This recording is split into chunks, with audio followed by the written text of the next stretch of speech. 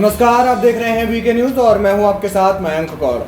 भारत में सालों से रोहिंग्या मुसलमान बसते हुए आए हैं। कुछ अवैध रूप से तो कोई यूएनएचआरसी का कार्ड लेकर के आते रहे हैं। हालांकि भारत की इनको लेकर के साफ नीति रही है कि भारत में कोई भी अवैध रूप से बसा हुआ रोहिंग्या मुसलमान हो या फिर अवैध रूप से बसा हुआ किसी भी समुदाय का नागरिक हो, वो नहीं जो है भारत में अवैध रूप से बस सकता है। मणिपुर और ज़्यादातर नॉर्थ ईस्ट के इलाकों में देखा जाए तो रोहिंग्या मुसलमानों की जो तादाद है वो बड़ी संख्या में है। यूएनएचआरसी यानी कि United Nations human rights commission की एक रिपोर्ट कहती है कि भारत में रोहिंग्या मुसलमानों की जो तादाद है, रजिस्टर्ड तादाद जो कि यूएनएचआरसी में रिपोर्ट की गई है वो 21,000 है। लेकिन यूएनएचआरसी का सामने से ये भी कहना है कि अवैध रूप से बसे हुए जो रोहिंग्या है उनकी संख्या ज्यादा हो सकती है और इससे कहीं ज्यादा हो सकती है। यूएनएचआरसी का ये भी कहना है कि अकेले मणिपुर में इनकी संख्या 1 लाख से ज्यादा है और भारत के जो तमाम इलाके हैं, अन्य इलाके हैं, उन इलाकों में रोहिंग्या मुस्लिमों की जो आबादी है वो कहीं ज्यादा हो सकती है। यानी कम से कम अगर हम माने तो 1.5 लाख के पार ही आबादी है। दिल्ली में भी ये लोग भारी मात्रा में बसे हुए हैं और अब इसको लेकर के केंद्र सरकार ने सुप्रीम कोर्ट में एक बड़ी बात कही है। जी हाँ, केंद्र सरकार ने सुप्रीम कोर्ट में कहा कि अवैध रोहिंग्या मुस्लिम प्रवासियों को भारत में बसने का कोई अधिकार नहीं है। साथ ही सरकार ने बताया कि अवैध तरीके से भारत में रहने वालों के खिलाफ कानून के तहत कार्रवाई की जाएगी। केंद्र सरकार ने सुप्रीम कोर्ट में कहा कि रोहिंग्याओं के भारत में अवैध प्रवास सुरक्षा को भी प्रभावित कर सकते हैं और ये सालों से करते भी आए हैं।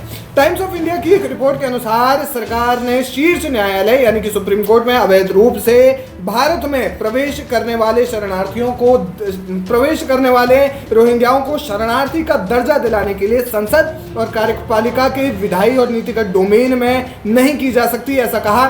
सरकार की तरफ से दाखिल हलफनामे में शीर्ष न्यायालय के कई फैसलों का जिक्र है। इसमें सरकार ने कहा कि विदेशी अनुच्छेद 21 के तहत ही स्वतंत्रता के अधिकारी हैं और उन्हें भारत में बसने का अधिकार नहीं है। यानी कि भारत सरकार ने साफ तौर पर कह दिया है कि रोहिंग्या मुस्लिम चाहे वो किसी भी कानूनी प्रक्रिया का सहारा ले लें, वो भारत में नहीं बस सकते, क्योंकि जो अवैध रूप से बसे हैं वो अवैध है, उन्हें शरणार्थी नहीं माना जाएगा।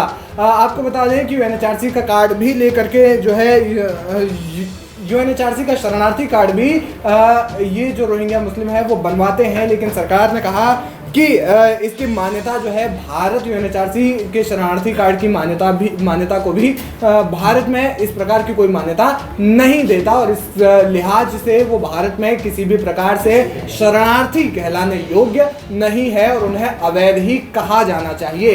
इसको लेकर के सुप्रीम कोर्ट में बड़ी बात जो है केंद्र सरकार ने कही है। इस मामले में अब जो है आगे की सुनवाई हो सकती है और आगे सुप्रीम कोर्ट इस पर क्या कहता है ये देखने वाली बात होगी। लेकिन इस मामले में केंद्र सरकार ने, मोदी सरकार ने अपना रुख साफ करते हुए कहा है कि किसी भी प्रकार की शरणार्थी का इन्हें टैग नहीं दिया जाएगा, शरणार्थी इन्हें नहीं माना जाएगा और ये अवैध ही माने जाएंगे। और यही वजह है कि अब रोहिंग्याओं को भारत से जो निकालने की जो प्रक्रिया है वो शुरू हो चुकी है।